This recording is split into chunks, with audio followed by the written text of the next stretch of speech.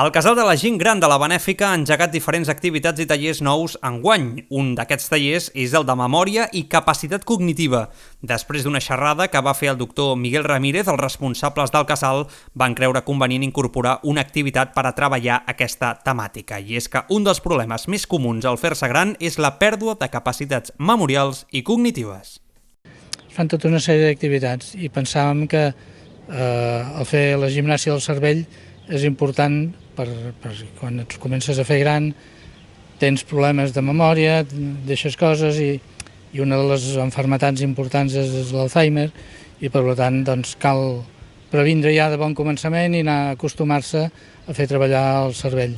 El mateix doctor Ramírez és l'encarregat de preparar i dur a terme aquests tallers. L'objectiu és millorar la qualitat de vida de la gent gran. A banda de tractar amb persones que pateixen la malaltia de l'Alzheimer, per tal de reduir l'avenç de la malaltia, el taller també serveix per prevenir-la.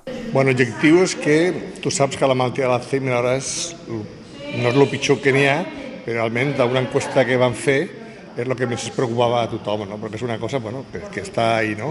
Llavors, tractament, de moment no n'hi ha tractament i possiblement trigui en haver un tractament adient. No? Llavors, el que es pretén amb això és que l'únic que s'ha demostrat una mica és que en les primeres fases el que va bé són els tallers d'estimulació cognitiva, o sigui, anar a fer que les neurones rulin una mica, per dir-ho d'alguna manera. No?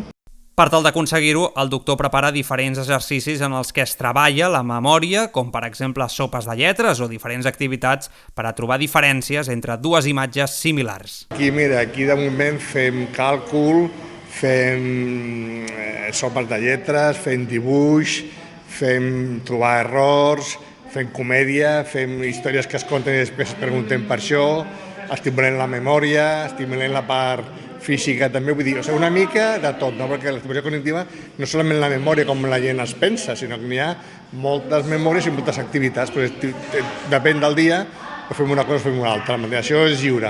Al moment que arribem aquí, més o menys fem coses i ja està. En definitiva, l'objectiu d'aquesta sèrie de tallers és que els avis puguin gaudir d'una vida feliç i, sobretot, completa.